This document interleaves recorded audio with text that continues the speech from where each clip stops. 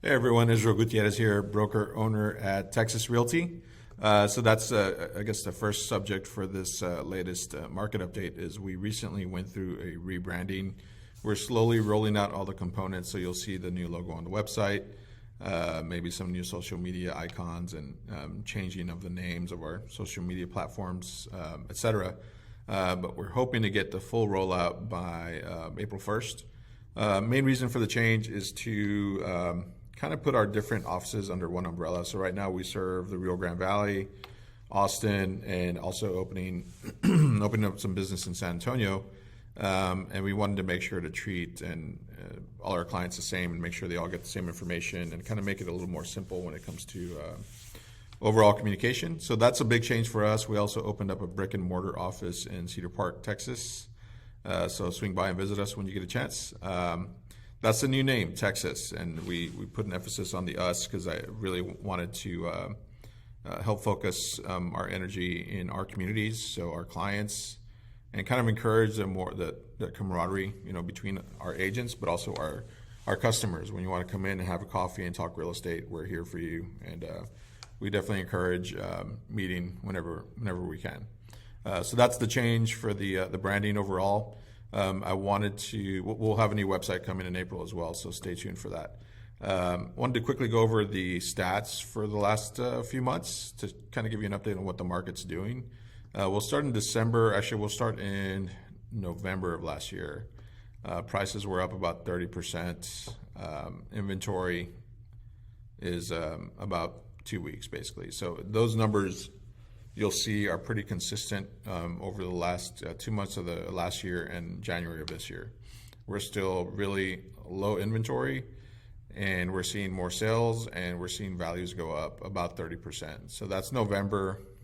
Here's December. You see the numbers didn't change too much. Again, we're up 30% year over year. Even less inventory in December, but that's usually because less people tend to list their homes in December. We did still see some crazy multiple offer situations in December, which was a little different than the usual December. We put offers out in the 400K range and lost to over 50 offers on certain situations. So still very robust in December, which is not always the case. A lot of times things tend to slow down in December, but 2021 was a little different. And here's January. So starting the year again. Even though last year in January our numbers were up significantly, we're still 30% up from the same time last year. So 30% up in our median sales price. Again, super low months of inventory, less than 2 weeks at this point. If you look at the February and March stats so far, they're kind of following the same trend. We may see a little bit more of inventory in March and April. The spring market is usually when we tend to get the busiest, so we'll see how that goes. But those are the stats for the last 2 months of 2021 and also the start to this year. And they're looking, as usual, very solid, very robust, and just really aggressive in terms of values. Also wanted to share with you just a couple slides from the Home Builders Association forecast that I was at last week. This graph is pretty self-explanatory, but it shows you the number of permits that were pulled in the city of Austin just now, basically compared to the last time they were really high, which was back in the 80s. We took a big dip here, and that was explained as it was part of a code change in Austin that really reduced how many houses and how many smaller dwellings we were doing in central Austin. Steady increase over the years. This is a mortgage crisis, but you can see how dramatically over the top our permitting is right now, and that's why things are slow. Combine that with labor shortages, material shortages, or material price increases, and it just really makes it difficult for builders to keep up with the demand.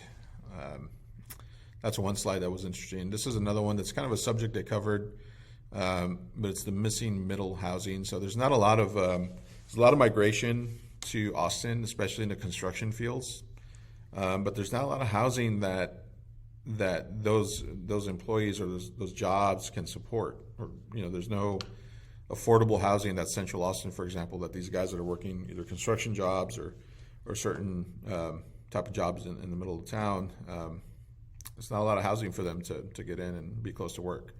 So that's something that I think is is needed, and it's something that I think overall builders and everyone involved is trying to accomplish through code reform. But I thought that was pretty interesting. We're missing that type of housing. We have some low income stuff, and we have obviously some great high-rise condos and luxury housing in Central Austin, but not a lot of the middle stuff. So that was an interesting topic that was covered. Overall, that's the market in a nutshell. Things are really, really strong.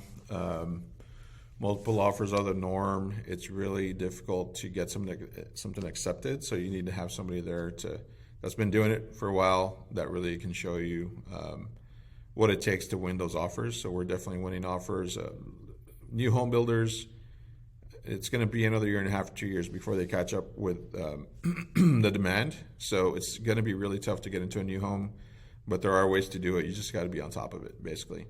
If you have any questions about the stats or just representation in general, again, we do buying and selling, we do property management, and we do leasing as well. So please make sure to respond to this email or hit us up on our, there's a phone number on the bottom corner of our website, or just shoot us a text, and we'll be happy to get back to you and just chat and figure out the best way to move forward.